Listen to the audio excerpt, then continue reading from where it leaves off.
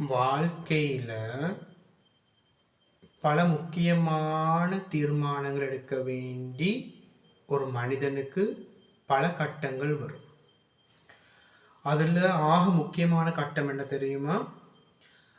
தாண்ட லைஃப் பார்ட்னரை சரியாக தெரிவு செய்கிறது. இது ஆக முக்கியம். ஒரு மனிதனுடைய வாழ்க்கை வட்டத்தில் ஒவ்வொரு விடயங்களையும் இந்த பிரபஞ்சம் முடிவெடுக்கிறதுக்காக வேண்டி சந்தர்ப்பங்கள் தரும். சரி, என்ன படிக்கிற, ஓஎல் முடிச்சுட்டுன்னு சொன்னால் அட்வான்ஸ்டோட என்ன படிக்கிற முடிவெடுக்க கட்டம் வரும்.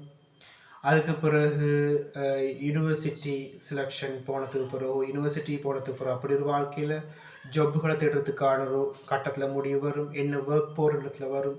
ஒரு நாங்கள் வந்து ஜஸ்ட் ஒரு டெக்ஸ்டைலுக்கு போனாலே, ஒரு உடுப்பு கடைக்கு போனாலே எங்களுக்கு அந்த உடுப்பு சாய்ஸ் பண்ணுறதுல ஒன்று வரும். இப்படி நிறைய லைஃப்பில் பல கட்டங்கள் இந்த முடிவெடுக்கிறது தான். இந்த முடிவெடுக்கிற கட்டத்தில் ஆக முக்கியமானது என்னன்னு சொன்னால், எங்களுக்கான லைஃப் பார்ட்னரை தெரிவு செய்கிற கட்டம். இல்லைங்கதா? எங்களுக்கான லைஃப் பார்ட்னர் தெரிவு செய்கிற கட்டம் வெரி வெரி இம்பார்ட்டண்ட். இதில் தவற விட்டுட்டோம்னு சொன்னால் நிறைய பேரோட வாழ்க்கை வந்து சூனியம் ஆகிடும். இப்போ நான் சொல்ல வர சம்பவம் அதை அடிப்படையாக கொண்டது தான். பொதுவாக இந்த லவ் மேரேஜுக்கு தானே, இந்த லவ் மேரேஜ்லையும் அதே போல் ப்ரப்போஸ் வீட்டில் பார்க்கக்கூடிய தாய் தந்தையர் பார்த்துடக்கூடிய பார்ட்னர்லையும் ரெண்டுலேயும் தான் இதில் இன்றைக்கு சொல்ல போகிறது ஒரு லவ் ஸ்டோரி ஒன்று தான். சரி, அது அடுத்தவங்களுக்கு ஒரு படிப்பணியாக இருக்கட்டும்னு சொல்ல போகிறேன். பொதுவாக இந்த லவ் கேட்டகரியை நாங்கள் பார்க்குற நேரம் இந்த ஏஜ் ஸ்கூலில் வந்து கிரேட் 10, 11 அடுத்த அட்வான்ஸ் லெவல், இந்த பீரியட்லுக்கு அதிகமாக அந்த லவ்வில் போயிட்டு சிக்கக்கூடிய ஒரு பருவம். அப்போ இது வந்து உண்மையாக நான் ஏற்கனவே லவ்வை பற்றி ஒரு வீடியோ போட்டிருக்கிறேன். இது உண்மையாகவே சயின்ஸ் படியும் சைக்காலஜி படியும் அது வந்து நோ ராங். சரியா?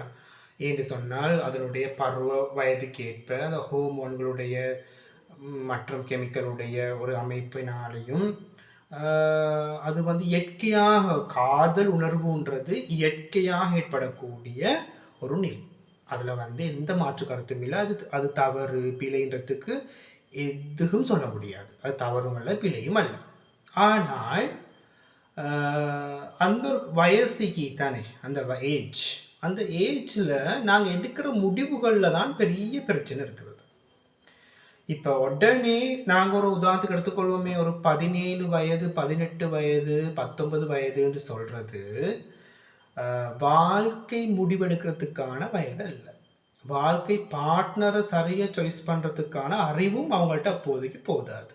சரி, ஆனால் அவங்க நினச்சிக்கொள்வாங்க என்னென்னு சொன்னால், எனக்கு எல்லாமே தெரியும், எனக்கு 17 வயசு, எனக்கு 18 வயசு, எனக்கு 19 வயசு தான். அப்போ எனக்கு வந்து என்னோடய வாழ்க்கையை பற்றி முடிவெடுக்கலும் என் உம்மா வாப்பா விட எனக்கு அறிவிக்குது. நான் சாய்ஸ் பண்ணிக்கிற பார்ட்னர் வந்து பெஸ்ட், அவன் என்னோட இறக்கம் வைக்கிறான், அவள் என்னோட இறக்கம் வைக்கிறாள், என்னை ஏமாற்ற மாட்டாள் அப்படின்ற ஒரு நம்பிக்கை வரும். வேண்டாம், அது சின்ன ஒரு ஏஜ். அப்போ தான் லவ்லுக்கு என்டர் ஆகிற வயசு. லவ்ண்டா என்னன்றத அப்போ தான் அது விளங்காத ஒரு வயசு. உண்மையாக முதல் ஸ்டெப்பை தூக்கி வைக்கிது. அப்போவே அதுக்கு ஒரு இன்பமாக தான் நிற்கும். எல்லாமே சந்தோஷமாக இன்பமாக பார்க்குறதெல்லாம் சந்தோஷமாக. அவன் தங்கமேனி பேசினாலும் ஒரு சந்தோஷம், செல்லமேனி பேசினாலும் ஒரு சந்தோஷம், ஒரு சாக்லேட்டை வாங்கி கொடுத்தாலும் ஒரு சந்தோஷம், இப்படி எல்லாம் ஃபீல் பண்ணும். இது இயற்கை. ஏன்னா அந்த ஹோமோன் அப்படித்தான் இருக்கும். ஆனால் அந்த வயசு சரியாக போக போக போக போக போகத்தான் அதை பற்றின சரியான ஒரு மெச்சூரிட்டி புரிதல் வரும். சரி, ஓகே. ஒரு கேர்ளை என்கிட்ட கூட்டி கொண்டு வந்தாங்க. அந்த கேர்ளோட வயது வந்து 22. சரியா? 22.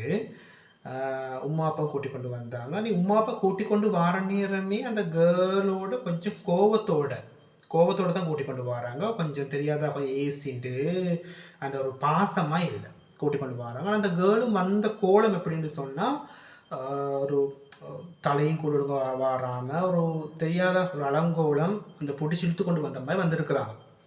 அப்பொழுது நான் சில விடயங்கள் அறிந்து கொண்டேன். அந்த பேரண்ட்ஸ் தான் சொன்னாங்க, "சார், என் மகளோட பிரச்சனை பெரிய பிரச்சனையா இருக்குது. அவ ஏ லெவல் முடிச்சதோடையே, அட்வான்ஸ் லெவல் முடிச்சதோடையே அவ ஓடி போயிட்டா. ஒரு பாயோட ஓடி போயிட்டா. அவள் வந்து கிரேட் 10லேருந்தே லவ் பண்ணுற ப்ராப்ளம் ஒன்று இருந்துச்சு. கிரேட் 10லேருந்து ஒரு பாயை லவ் பண்ணிக்கிறா. அப்போ அந்த பாயோட அவள் அட்வான்ஸ் லெவல் முடிய காட்டியும் இருந்துட்டு ஓடி போயிட்டா. அந்த சொல்லுவாங்க 18 வயது கம்ப்ளீட் ஆகணுன்ற ஒரு விஷயம், அதை எதிர்பார்த்திக்கிறவங்க நிறைய இருக்கிறாங்க தானே. சரி, ஓடி போயிட்டா. அப்போ நாங்கள் எவ்வளவோ அவள் கிரேட் 10லேக்கு லவ் பண்ணுறதுமே எவ்வளோ அட்வைஸ் பண்ணி பார்த்தோம், எவ்வளோ நாங்கள் சொல்லி பார்த்தோம், போய் சரியில்லைன்னு சொன்னோம். இப்போ நீங்கள் வாழ்கிறதுக்கான வயசு இல்லை, இப்போ கல்யாணம் முடிக்கிறதுக்கான வயசு இல்லை, படிங்க, படித்த ஒரு நிலைமைக்கு வாங்க, படிக்கிறது முக்கியம், கல்யாணம்ன்றது எப்பயும் முடிச்சு கொள்ளலாம், படிக்கிறது ஒரு முக்கியம், தொழிலுக்கு வாங்கன்னு எவ்வளவோ சார் நாங்கள் வீட்டில் அடித்து மீக்கிறோம், சொல்லி மீக்கிறோம். ஆனால் இப்போ வந்து அது ஒன்றையும் பொருட்படுத்தல. 7 முடிச்சோம், ஓடி போயிட்டான். அந்த பொடினோட ஓடி போயிட்டாச்சு சொல்லுங்களேன். ஓடி போயிட்டுன்னு அந்த வசனத்தை பயன்படுத்துகிறேன்னா, ஓடி போகிறன்றது நடந்து தான் போகிறேன். சரி, அந்த ஓடி போகிறதுன்னு நான் சொல்கிறது வந்து அப்படித்தான் அந்த பேச்சு வழக்குலேயே நான் சொல்கிறேன். அவளை விளங்குறதுக்காக பேச்சு வழக்குன்னு ஒன்று இருக்குது, அதை பயன்படுத்துகிறேன். நான் தூய தமிழ் இல்லாமல் பேச்சு வழக்கையும் பயன்படுத்துகிறேன் விளங்குறதுக்காக வேண்டி. சரி, அப்போ போயிட்டு அவர் குறிப்பிட்ட காலம் அவரோட அந்த போயிட வாழக்குள்ள அண்ணன் ஒரு போன சந்தோஷத்துக்கு ஒரு எடுத்துக்கொள்வாங்களே, ஒரு மாதம் வாழ்ந்திருக்கலாம் சந்தோஷமா. 2வது மாதம் 3ஆம் மாதம் தொழில் தேடணும் பிரச்சனை, குடும்ப பிரச்சனை விலங்கு இப்போ வரும் ஸ்டார்ட் ஆகும். வேண்டாம், அவங்களுக்கு வீடுகள் இல்லை, சப்போர்ட் இல்லை. இந்த சந்தர்ப்பத்தில் நடக்கும்னு சொன்னா நிறைய பிரச்சனையை ஃபேஸ் பண்ண வேண்டி வரும். அதுக்கப்புறம் அந்த போயிட வயசும் பார்த்தோம்னு சொன்னா இவ விட 1 இயர் தான் எல்டர். இந்த கேர்ளை விட 1 இயர் தான் எல்டர். சரியா, 1 வருடம் தான் மூப்பு. அப்போ அந்த பொடியனுக்கும் இவருக்கும் அந்த ஏஜ் எல்லாமே ஷார்ட்.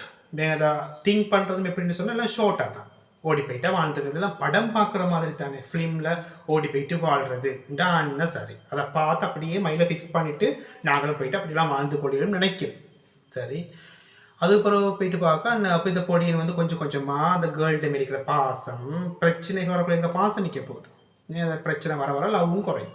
எங்கே தான் சல்லிக்கு பிரச்சனை, சம்பாதிக்கிறதுல பிரச்சனை, சப்போர்ட் இல்லை, இப்படி எல்லா பிரச்சனை வராங்க. அந்த பாய் வந்து ட்ரக்ஸுக்கு எடிட் ஆகிக்கிறார். கொஞ்சம் கொஞ்சமாக ட்ரக்ஸுக்கு எடிட் ஆகி வீட்டுக்குழுங்க வாரதில்லை, டைமுக்கு பாரதில்லை, இப்படி நல்ல பிரச்சனை ஆகி கடைசியில் அந்த பாய் என்ன செஞ்சுருக்கான்னு சொன்னா, கொஞ்சம் காணம் போகிற சந்தர்ப்பத்தில் ஒரு 1 இயர் 2 இயர்ஸ் மாதிரி போகிற சந்தர்ப்பத்தில் இந்த கேர்ளை வந்து விட்டுட்டு இன்னொரு கேர்ள தொடர்போடு ஏற்படுத்தி கொண்டு அவன் போயிட்டான். இப்போ இந்த கேர்ள் நட் ரோட்லேயே இந்த கேர்ள் நட் ரோட்டில் இப்போ நிறைய இடத்துக்களில் சீரழிஞ்சி பிரச்சனை ஆகி அந்த ஊராக்கள்லாம் பார்த்து கடைசியெல்லாம் மட்டும் அந்த பள்ளி ஜமாதா சங்கமெல்லாம் சேர்ந்து ஒரு முடிவெடுத்து இவங்க எந்த ஊருண்டு பார்த்து இந்த கேர்ள் அந்த ஜமாதா சங்கத்தோட தொடர்புப்பட்டு அனுப்பி வச்சிருக்கிறாங்க. அனுப்பி வச்சப்பறம் வீட்லேயும் பேய் அடித்த மாதிரி பேரஞ்சன்னு சொல்லுவாங்க, எதையுமே இழந்து ஆண்டிக்கிற வேந்தைக்கிற சந்தர்ப்பத்தில் தான் கூட்டி கொண்டு வந்தாங்க கவுன்சிலிங். நான் அவங்களுக்காக வேண்டி சரியான கவுன்சிலிங்கை பண்ணி அந்த கேர்ள்ட மைண்டை கிளியர் பண்ணி என்னடின்ற மேக்ஸிமம் ஒரு சைக்காலஜிக்கல் கவுன்சிலராக மேக்ஸிமம் எஃபர்ட் எடுத்து ஓகே பண்ணினேன். நான் சொல்ல வர விஷயம் என்ன தெரியுமா அன்பானவர்கள், இந்த இடத்துல முக்கியமாக கேர்ள்ஸுக்கு நான் சொல்கிற மாதிரி விஷயம் என்ன தெரியுமா, கேர்ள்ஸுக்கு உங்கள் லைஃப்பை நீங்கள் வந்து ஸ்பாயில் பண்ணவான. லவ் நான் ராங்னு சொல்ல மாட்டேன், ஆனால் நீங்கள் அதை சரியான பார்ட்னரை சாய்ஸ் பண்ணணும். அதுக்கு உங்களோட 14, 17, 18, 19 எல்லாம் ஏஜ் அல்ல உங்கள் லைஃப்பை நீங்கள் டிசைட் பண்ணுறதுக்கு. முதல்ல நீங்கள் படிக்கணும். நீங்கள் அதை படித்து உங்களுக்கான ஒரு தொழிலை நீங்கள் உருவாக்கணும். யூனிவர்சிட்டியோ காலேஜோ இல்லாட்டி ப்ரைவேட் யூனிவர்சிட்டியோ ஏதோ ஒன்றுக்கு போயிட்டு நீங்கள் உங்களுக்கான தொழில் உருவாக்கணும். உங்களுக்கு ஒரு 21, 22, 23, 24 வயசு வரும் வரைக்கும் அந்த ஒரு ஏஜ் தான் உங்களோட சரியான லைஃப்பை டிசைட் பண்ணும். யோசிக்கலாம், அப்போ உங்களுக்கு விளங்கும், நீங்கள் செஞ்ச தவறுகள் விளங்கும். அப்போ நீங்கள் லவ் பண்ணுறதுல நான் வந்து ஒரு சைக்காலஜிஸ்டாக நான் வந்து அதை வந்து என்ன ஒரு நாளும் அது பிளரும் நான் முடியாது. ஆனால் நான் எனக்கு ஒரு வார்த்தை சொல்லலாம், என்னது, பொறுமையாக இருந்து நல்ல ஒரு பார்ட்னரை சாய்ஸ் பண்ணுறதுக்கான ஒரு ஏஜ் வரும் வரைக்கும் காத்துருங்க, பொறுமையாக இருங்க. வேங்கதான் உங்களோட வீட்டில் உங்களோட உமா அப்பா உங்களுக்கு ஒருத்தர் பேசி தந்தாலும் சரி, அவர் நல்லவரா அவரோட பேச்செல்லாம் எப்படி இருக்குதுன்றது நல்லா விசாரிச்சு உங்களோட மெச்சுவர்ட் அறிவில் கொஞ்சம் டைம் எடுத்து யோசிச்சு பார்த்து நீங்கள் மெரி பண்ணுறதுக்கு ரெடியாகுங்க. பேசி தந்துட்டாங்கன்ற பழிக்கு முடிக்கிறதும் இல்லை. ஏன்னா அதுவும் லைஃபை ஸ்பாயில் பண்ணும். அப்போ லைஃப்பில் வந்து ஒரு முடிவு எடுக்கிறதுக்கு ஒரு ஏஜும் மிக்குது, ஒரு மெச்சுவர்ட்டையும் வளர்த்துக்கொள்ளுங்க, நல்ல நாலேஜை வளர்த்துக்கொள்ளுங்க, சோசியல் நாலேஜை வளர்த்துக்கொள்ளுங்க. சரி, பெண்களுக்கு தான் முக்கியமாக சொல்கிறேன். என்ன சொன்ன, பெண்கள் அதிகமாக மாட்டிப்பட்டீங்கன்னு சொன்னால் அவங்களோட வாழ்க்கை ஸ்பாயில் ஆயிரும், ஒழுங்கான பார்ட்னரை சாய்ஸ் பண்ணாட்டி. ஆக முக்கியம். ஓகே, மீண்டும் ஒரு பதிவு